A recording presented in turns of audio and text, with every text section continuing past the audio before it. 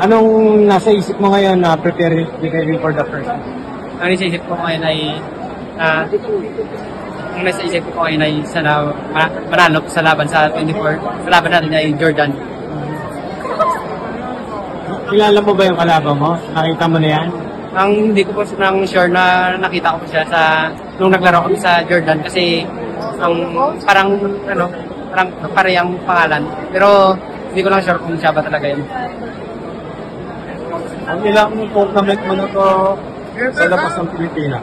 Pang ibang tournament ka na po. Pero ito ang pinakamalaki. Ang nakuha ko na pinakamalaki ay naka-gold po ako sa China noong 2024. Kailan? 2024. Ano event yan? Ang invitational lang.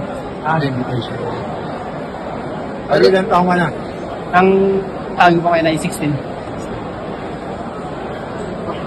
Paano ka ba nagsimula sa boxing? Nung nagsimula po ako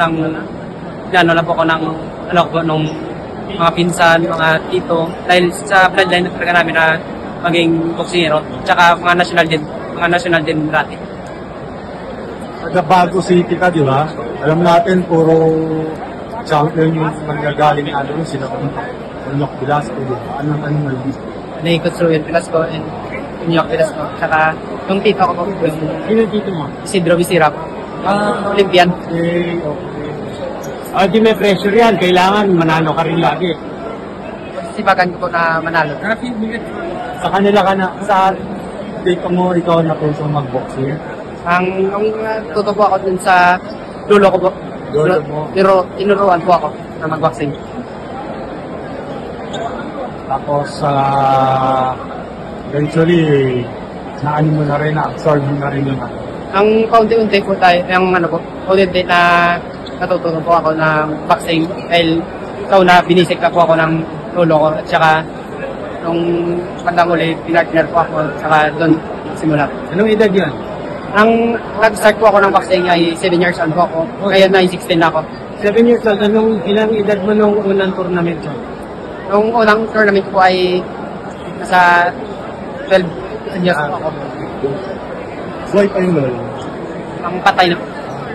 Kailan siya nung? Nung 20 or 2021, mga gano'n. Pero nakita ka niyang lumabang.